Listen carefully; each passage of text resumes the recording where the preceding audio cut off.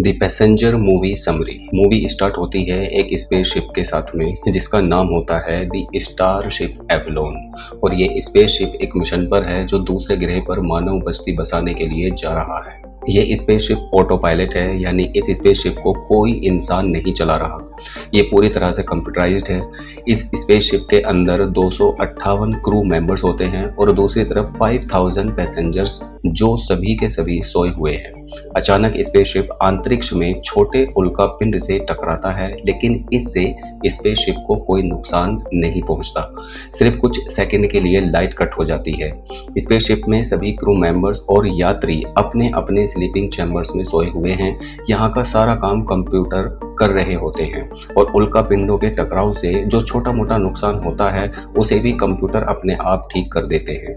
कुछ देर बाद अचानक एक स्लीपिंग चैम्बर खुलता है जिसमें एक आदमी सोया रहता है। वो जाग जाता है। जैसे ही वो अपनी आँख खोलता है वो देखता है कि उसके सामने कंप्यूटर स्क्रीन पर एक लड़की है।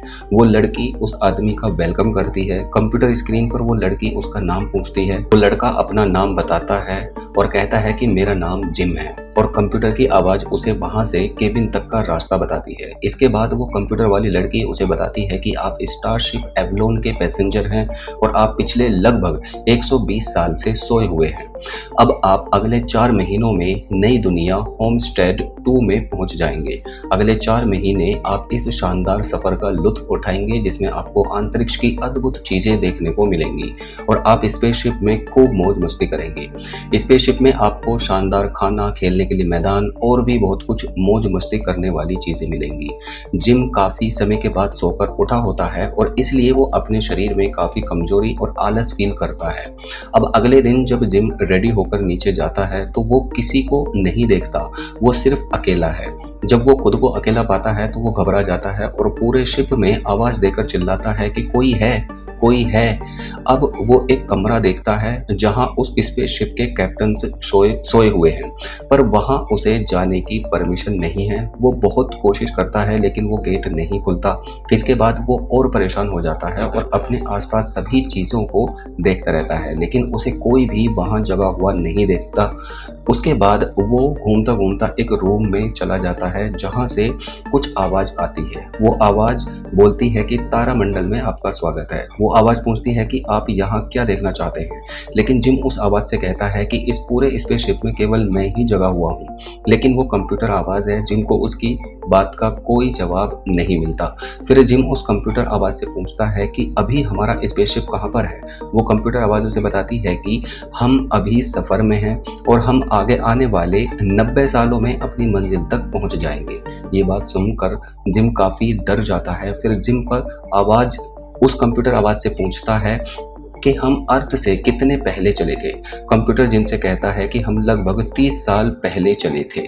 शुरू में कंप्यूटर स्क्रीन पर दिखाई गई लड़की को इसी तरह से प्रोग्राम किया गया था कि जब भी क्रू मेंबर या यात्री अपने स्लीपिंग चैम्बर से उठें तो उसे यही बताना है कि आप 120 साल से सोए हुए हैं, क्योंकि सभी पैसेंजर्स को 120 साल बाद उठना है तो उस स्क्रीन को उसी तरह से बताना होता है। अब जिम इस बात का पता लगा लेता है कि वो बहुत पहले जाग चुका है, जो कि नहीं होना चाहिए था। फिर वो पूरे शिप में इधर उधर भागता है और देखता है कि शायद इसके अलावा कोई और इंसान भी जगा हुआ हो, लेकिन उस पूरे स्पेसशिप में उसके अलावा कोई दूसरा इंसान जगा हुआ नहीं होता। फिर वो कंप्यूटर से पूछता है कि उसे पृथ्वी पर एक मैसेज भेजना है, उसका तरीका क्या है। तो कंप्यूटर उसे मैसेज भेजने का तरीका बता देता है। अब जिम एक मैसेज रिकॉर्ड करता है और बताता है कि किसी तकनीकी खराबी के कारण मैं अपने स्लीपिंग चैम्बर में जाग चुका हूँ, जबकि ऐसा नहीं होना चाहिए था। अब मुझे आगे क्या करना है, प्लीज इसमें मेरी हेल्प करें। वो स्लीपिंग चैम्बर के बारे में कुछ भी नहीं जानता। उसे नहीं पता कि वापस स्लीपिंग चैम्बर में किस तरह से सोया जाता है। वो पृथ्वी पर मैसेज में ये भी बताता है कि समय से 90 साल पहले वो जाग चुका है, इसके लिए प्लीज़ मेरी हेल्प करें, और वो उस मैसेज को पृथ्वी पर सेंड कर देता है। तभी कंप्यूटर स्क्रीन से आवाज़ आती है कि आपका मैसेज सेंड कर दिया गया है। ये बात सुनकर उसे काफ़ी खुशी होती है, इसके बाद वही कंप्यूटर उसे बताता है कि ये मैसेज पृथ्वी पर लगभग 19 साल में पहुंचेगा और जल्द से जल्द लगभग 55 साल के बाद आपको आपका जवाब मिल जाएगा। ये बात सुनकर अब वो पहले से भी ज़्यादा परेशान हो जाता है। अब उसे बिल्कुल समझ नहीं आ रहा कि उसे आगे क्या करना है। अब वो बड़े दुखी मन से इधर उधर घूमता रहता है। उसकी नज़र नीचे हॉल में एक बार पर पड़ती है, जहाँ पर उसे एक बार टेंडर दिखाई देता है। उस बार टेंडर को देखकर उसके मन में काफ़ी उम्मीद की किरण जगती है। अब वो खुश होकर उस बार टेंडर की ओर भागता है।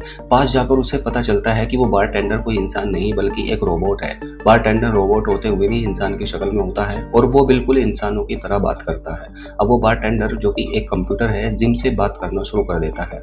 जिम बार टेंडर से पूछता है कि हमें होमस्टेड पहुंचने में कितना टाइम लगेगा। बार टेंडर उसे बताता है कि अभी 90 साल और लगेंगे। अब वो उस बार टेंडर से पूछता है कि सभी पैसेंजर को कब जागना था, तो बार टेंडर उसे बताता है कि 4 महीने पहले। अब जिम उस बार टेंडर से पूछता है कि अगर 90 साल मुझे वहां पहुंचने में लगेंगे तो मैं अभी यहाँ पर कैसे बैठा हूँ। बार टेंडर जिम से कहता है कि आपको यहाँ पर होना नहीं चाहिए था। इसके बाद जिम वहाँ से चला जाता है। अब वो एक टेक्निकल रूम में जाता है क्योंकि जिम प्रोफेशन से एक इंजीनियर है। अब वो वहाँ से कुछ इन्फॉर्मेशन लेता है, उसे कुछ समझ आता है और उसके बाद वापस अपने चैम्बर में जाकर लेट जाता है। उसे लगता है कि शायद वो दोबारा उसी स्लीपिंग चैम्बर में सो जाएगा, लेकिन ऐसा नहीं होता और वो उस स्लीपिंग चैम्बर में बुरी तरह फंस जाता है। अब वो बड़ी मुश्किल से उस स्लीपिंग चैम्बर से बाहर निकलता है। अगर वो कुछ देर और उस स्लीपिंग चैम्बर में रहता तो दम घुटने के कारण उसकी मौत हो जाती। अब जिम बिल्कुल भी समझ नहीं पा रहा था कि उसे आगे क्या करना है। वो इस बात को सोचकर बहुत ज़्यादा परेशान हो जाता है कि आगे आने वाले 90 सालों तक इस स्पेसशिप में क्या करेगा। इसलिए वो फिर एक बार उसी रूम में जाने की कोशिश करता है जहां पर कैप्टन और क्रू मेंबर्स सोए हुए हैं। वो बहुत कोशिश करता है लेकिन उसका दरवाजा नहीं खोल पाता। अब जिम काफ़ी निराश हो जाता है और वापस उसी बारटेंडर के पास जाकर शराब पीने लगता है। अब वो बारटेंडर से कहता है कि आखिर कोई तो रास्ता होगा जिससे मैं दोबारा अपने स्लीपिंग चैम्बर में सो सकूं। रोबोट उसे जवाब देता है कि जहां आपको होना चाहिए था वहां पर आप हैं नहीं। अब उसी में फ़ायदा है कि जहां आप अभी हैं आप उसी पल को अच्छी तरह से जीना सीख लें। जिम रोबोट की बात को बहुत ध्यान से सुनता है और वो वहाँ से कुछ देर बाद चला जाता है। उसके बाद जिम एक स्वीट रूम में जाता है क्योंकि जिम का रूम बहुत ही सिंपल होता है। जब वो उस स्वीट रूम को अंदर से देखता है तो वो रूम उसके रूम से काफ़ी आलीशान था। जिम को वो स्वीट रूम देखकर काफ़ी खुशी होती है। अब जिम को समझ आ गया था कि उसकी ज़िंदगी में कुछ नहीं होने वाला। वो रोबोट की बात को याद करता है और उसे ज़िंदगी को यादगार बनाने की कोशिश करने लगता है। अब जिम उसी जगह पर काफ़ी समय बीत जाता है। जिम की दाढ़ी और बाल काफ़ी बड़े बड़े हो जाते हैं। अब जिम अपनी ज़िंदगी में कुछ दिन ही खुश रहता है लेकिन वो फिर से उदास रहना शुरू कर देता है। अब वो एक दिन ऐसे ही घूम रहा था, उसी स्लीपिंग चैम्बर में चला जाता है जहाँ पर सभी लोग अपने अपने स्लीपिंग चैम्बर्स में सोए हुए हैं। अब वो वहाँ सबको देखकर बहुत ही ज़्यादा उदास और परेशान हो जाता है और उसे इस बात का एहसास होता है कि वो अकेला है, इस ज़िंदगी को नहीं जी सकता। अब सोचता है कि वो बिना स्पेस सूट पहने स्पेसशिप से बाहर निकल जाएगा और अपनी जान दे देगा।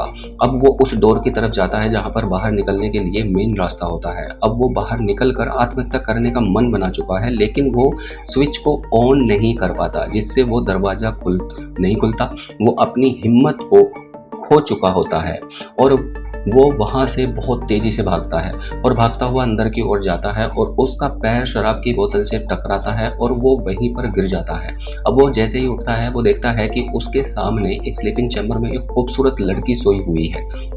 वो उस चैम्बर के पास जाता है और उससे कुछ जानकारी हासिल करने की कोशिश करता है। उस स्लीपिंग चैम्बर में सोई हुई लड़की को देखकर उसे पसंद करने लगता है। वो अगली सुबह फिर से वहां आता है अपनी कॉफ़ी और कुछ खाने की चीज़ों को लेकर और वो स्लीपिंग चैम्बर में सोई हुई लड़की के पास बैठ जाता है और उस लड़की से बात करता है। फिर वो बारटेंडर के पास जाता है और बताता है कि स्लीपिंग चैम्बर में एक लड़की है और वो उस लड़की को पसंद करने लगा है जिसका नाम अरोरा है और वो उस लड़की को जगाना चाहता है। वो ये भी जानता है कि उसको उसके स्लीपिंग चैम्बर से जगाना काफ़ी गलत होगा लेकिन उसे ये भी पता होता है कि उसके पास इसके अलावा कोई दूसरा रास्ता नहीं है।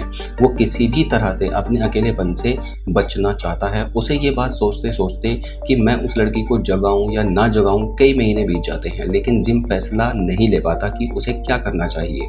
उसे उस लड़की को उसके स्लीपिंग चैम्बर से जगाना चाहिए या नहीं।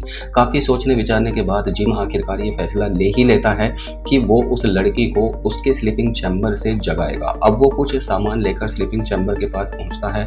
अब वो अरोरा के सिस्टम में कुछ खराबी कर देता है जिससे वो लड़की अरोरा उठ जाती है। अब अरोरा के उठने से पहले जिम वहां से चुपचाप चला जाता है। अब वो सोच में पड़ जाता है कि जो उसने अरोरा के साथ में किया है क्या वो सही किया। इसके बाद जिम अपने दिमाग को शांत करने के बाद नीचे आता है। वो देखता है कि अरोरा अब इधर उधर घूम रही थी। अरोरा आवाज दे रही होती है कि क्या कोई यहाँ पर है। अब जिम हिम्मत करके उसके सामने पहुंच जाता है। अरोरा उससे पूछती है कि आप क्रू मेंबर हैं या पैसेंजर। जिम उसे बताता है कि वो एक पैसेंजर है और उसका नाम जिम है। अब अरोरा जिम से सवाल करती है कि क्या आप मुझे बता सकते हैं कि यहाँ पर क्या हो रहा है।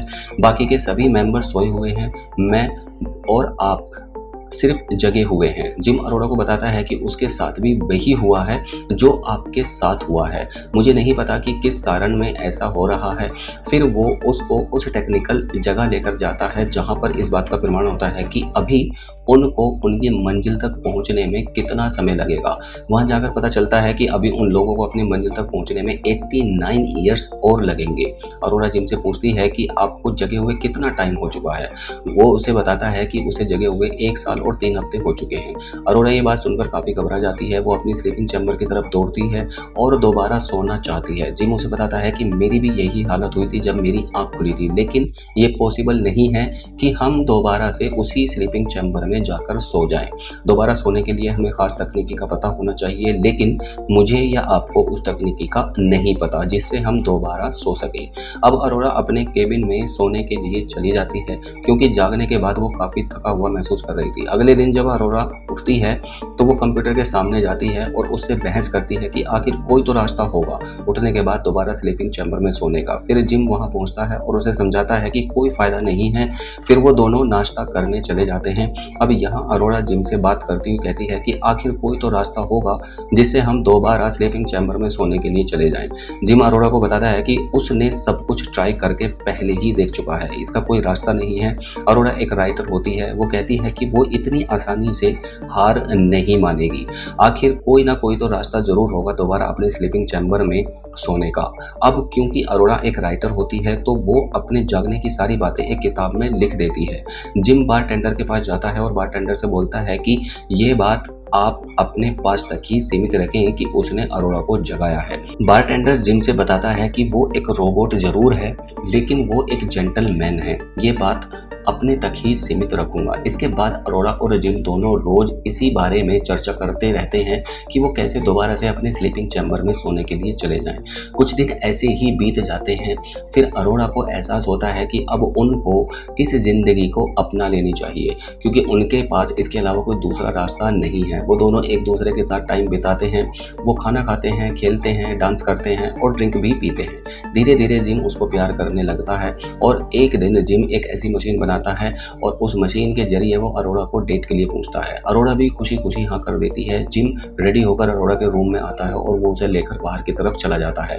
बारटेंडर यानी कि रोबोट उन दोनों की तारीफ करता है। अब जिम उसे उस रूम की तरफ ले जाता है जहां पर एक स्पेस सूट है। वो उस सूट को पहनकर स्पेसशिप से बाहर की तरफ गया था। अब वो अरोरा को भी स्पेस सूट के थ्रू बाहर की सैर कराता है। अब ये एक दूसरे से प्यार करने लगते हैं। धीरे धीरे टाइम बीतता चला जाता है और फिर अरोरा का बर्थडे आता है। वो उसे कहता है कि आज वो अरोरा को ये बोल देगा कि वो उससे प्यार करता है और उससे शादी करना चाहता है। अब वो दोनों बार में जाते हैं, ड्रिंक करते हैं। फिर कुछ देर बाद जिम वॉशरूम की तरफ जाता है और वो वॉशरूम के अंदर उस रिंग को देख रहा होता है जो अरोरा को वो पहनाने वाला है। बार में बारटेंडर अरोरा को बताता है कि आज उसे वही दिन याद आ रहा है जो 1 साल पहले जिम साथ उसने बिताया था। उसने साथ में ये भी बताया कि जिम आपसे मिलने के लिए बहुत बेताब हो रहा था। अरोरा कहती है कि ये कैसे हो सकता है, वो तो जिम को पहले नहीं जानती। इसके बाद बारटेंडर अरोरा को बताता है कि जिम कई महीने तक यही सोचता रहा कि वो आपको उठाए या ना उठाए और आखिर में उसने ये बड़ा फैसला ले ही लिया और तुम्हें उठा दिया और अब सब कुछ ठीक चल रहा है। ये बात सुनकर अरोरा शॉक हो जाती है, उसकी आंखों में आंसू आ जाते हैं और रोबोट इस बात को अरोरा को इसलिए बता देता जाता है, क्योंकि कुछ देर पहले ही जिम ने रोबोट को बताया था कि अब हमारे बीच में कुछ भी छुपा हुआ नहीं है। जिम जैसे ही वॉशरूम से बाहर आता है, अरोड़ा उससे डायरेक्टली पूछती है कि क्या तुमने मुझे जानबूझकर उठाया है। जिम समझ जाता है कि रोबोट ने उसे सब कुछ बता दिया। जिम बोलता है कि हाँ, मैंने तुम्हें जगाया था। जिम उसके पास आना चाहता है, लेकिन अरोड़ा गुस्से में कहती है कि दूर रहो मुझसे, और वो बुरी तरह से टूट चुकी होती है। जहां अरोड़ा ने एक नई दुनिया बनाई थी, अब सच्चाई पता चलने के बाद में अरोड़ा पूरी तरह से टूट जाती है। अब अरोड़ा रोने लगती है और रोकर कहती है कि मुझे वापस अपने स्लीपिंग चैम्बर में जाना है, और वो ये बोलते और रोते हुए अपने केबिन की तरफ भागती है। उसे कुछ भी समझ नहीं आ रहा था कि अब वो क्या करेगी। वहीं दूसरी तरफ जिम एकांत में बैठकर बहुत उदास होता है और एक लंबा टाइम बीत जाता है और ये एक दूसरे से कोई बात नहीं करते। फिर अरोड़ा उस जगह पर जाती है जहां पर जिम ने एक पेड़ लगाया होता है। अरोड़ा उसे देखकर बहुत ज़्यादा परेशान हो जाती है, फिर वहां से चली जाती है और तभी वहां किसी आदमी के बोलने की आवाज़ आती है। वहीं कंप्यूटर मशीन में भी एक खराबी के कारण बहुत सारा फूड बाहर निकलता रहता है और फिर तीसरा आदमी उसी पेड़ के पास खड़ा होकर जोर जोर से चिल्ला रहा होता है कि मेरे स्पेसशिप में ये पेड़ किसने लगाया। अब अरोड़ा और जिम दोनों ही भागते हुए वहां पहुंच जाते हैं। अब ये दोनों बताते हैं कि हम दोनों पहले ही वक्त से जाग चुके हैं। अब ये तीसरा आदमी ऐसा था जिसका स्लीपिंग चैम्बर खराब हो चुका था और ये भी वक्त से पहले जाग चुका है और ये इस शिप का कैप्टन होता है। अब वो उनसे कहता है कि मैं खुद चेक करूंगा कि आखिर क्या प्रॉब्लम चल रही है। अब क्योंकि ये कप्तान होता है तो सभी जगह पर जा सकता है, सभी चीज़ों का इसके पास में एक्सेस होता है। काफ़ी चेकिंग करने के बाद में इसे पता चलता है कि 2 चैम्बर्स ऑटोमेटिक खराब हुए हैं, लेकिन अरोड़ा का चैम्बर जानबूझकर खराब किया गया है। वो कैप्टन जिम से पूछता है कि क्या तुमने अरोड़ा का चैम्बर खराब किया था और उसे जगाया था। जिम कहता है कि हाँ, मैंने अरोड़ा को जगाया था। कैप्टन जिम से पूछता है कि क्या अरोड़ा को इस बात का पता है कि तुमने उसे जगाया है। जिम कहता है कि हाँ, अब उसे पता है।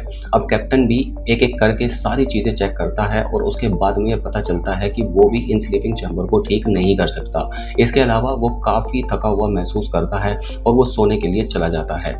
उसी रात स्पेसशिप में एक और तकनीक की खराबी होती है जिससे उस स्पेसशिप की ग्रेविटी कम हो जाती है, जिससे वहाँ पर सब कुछ उड़ने लगता है। ग्रेविटी ऑफ होने की वजह से अरोड़ा की जान जाने वाली थी, क्योंकि अरोड़ा उस समय पूल में नहा रही थी और वो पूल का सारा पानी एक बबल का रूप लेकर ऊपर उड़ जाता है और अरोड़ा उसी में फंस जाती है।